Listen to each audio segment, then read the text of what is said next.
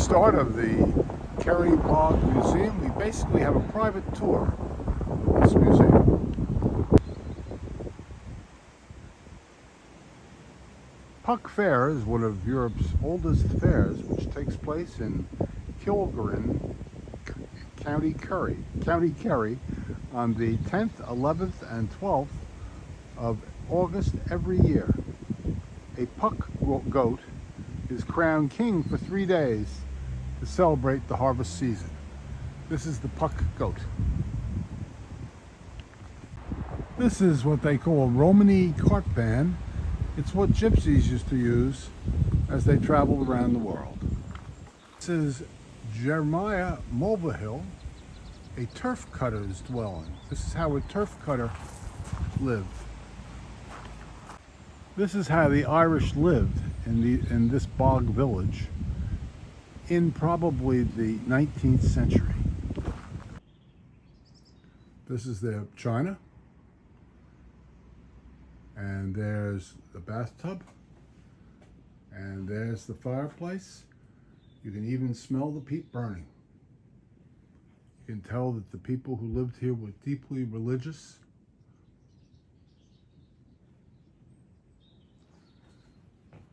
Lots of statues and pictures of Jesus Christ and the Virgin Mary. Let's look at the next room. This is the master bedroom. And this is a turf cutter's house. He would cut peat to be burned by all the other people in the village. Look at the roof. The roof was a thatched roof. I assume it was dry when it rained.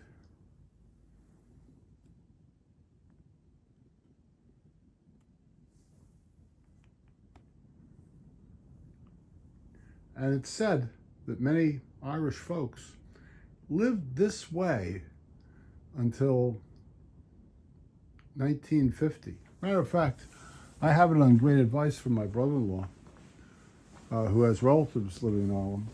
And when he went to visit them, he literally had to go out to the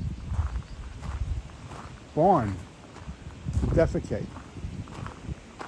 They didn't have toilets. They didn't have indoor plumbing.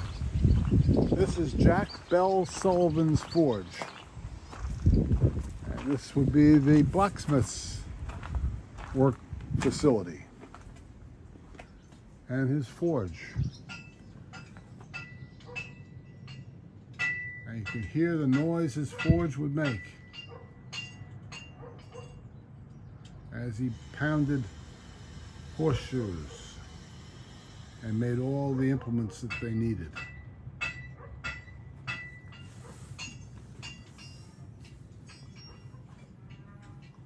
They still use a lot of horses in Ireland today. The jaunting cars are all horse operated. Here's some of the farm equipment that was in use, and some of this up to really modern times. So this is really how the Irish lived in the 1800s, 1900s, and even up to 1970. Many Irish folks lived. Now this house, the people bring their animals in, and they live with their animals in their house. They bring their cow and their pig, which were probably their prized possessions, and they bring them into their home. And here's their table, and there's their washstand where they could wash up, and there's a grinder to grind meat, and there's that bench where people would sit that also doubled as a place for the children to sleep. And there's the place the baby would sleep. And there's the bed. And a baby carriage. These are and there's where they kept all of their plates and dishes and cups. These were humble people. They have slate on the floors here. I suspect that it was probably more likely dirt.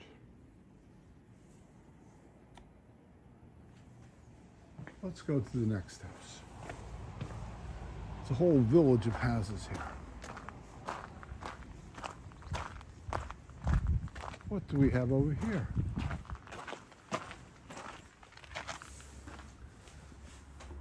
These are the awards that the Kerry Bog Village has won.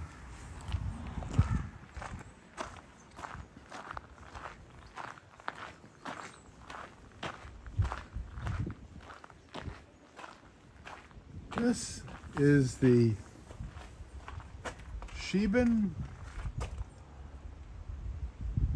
This was an illicit drinking house selling alcohol without a license. Potent was a high alcohol content drink made from potatoes and was popular with the Shebon. Okay, so this was an illegal bar.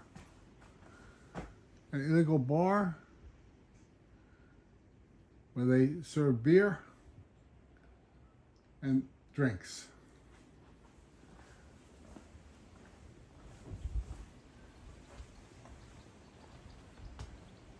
And some Irish whiskey flavors.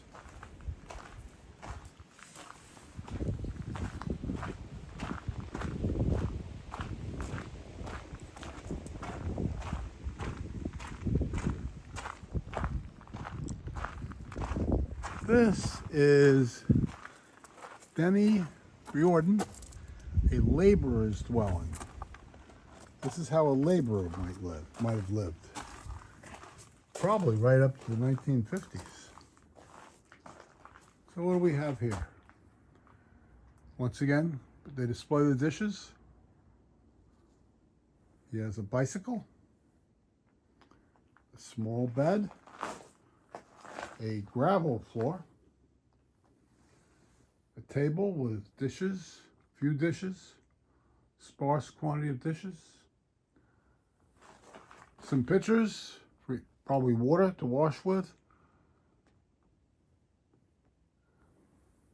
and a fireplace to keep warm with peat stacked up and ready to burn. A wash table and another bicycle.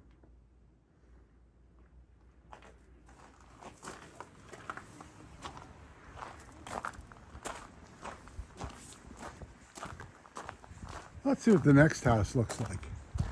And this is the way the Irish did live up to about 1950. This is Paddy Brown's house, and he's a thatcher. This is the way a roof thatcher would live. I guess he lived a little better.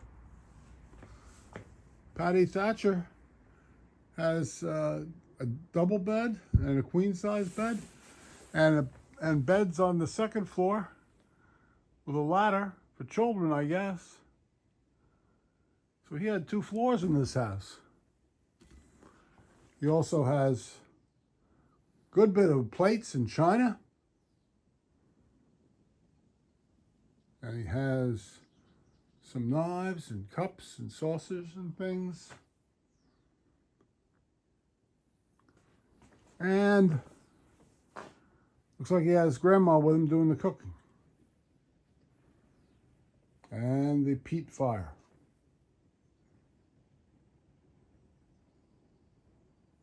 And here once again, more cups and saucers displayed.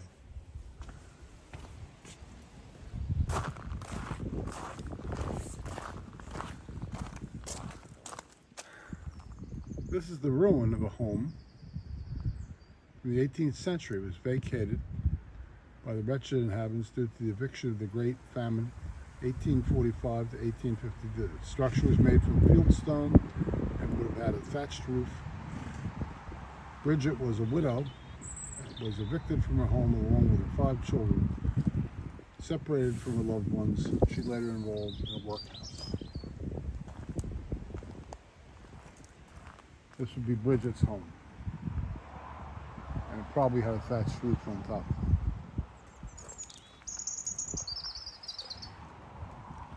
Potato blight and the Irish diet.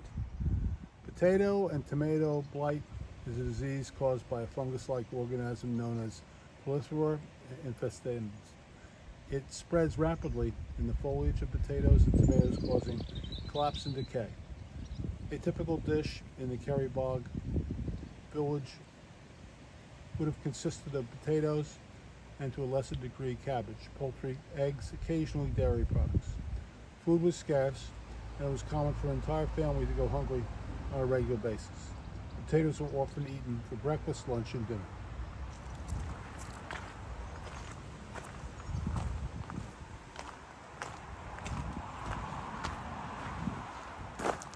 There's another view of this house that she lived in, that she was evicted from.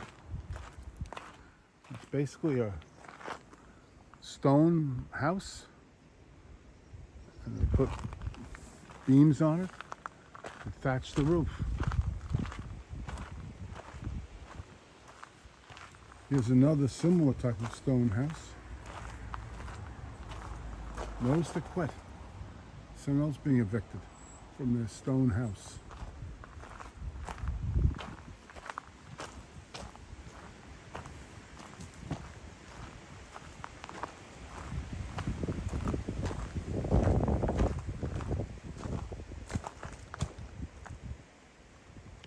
It's a photograph of a farmer harvesting peat cutter. It's really sort of like a peat moss material, and this is what it would look like. Here's a farmer or some peat getter doing peat. This is how the Irish lived. Until very recent years, they were using peat to heat their houses.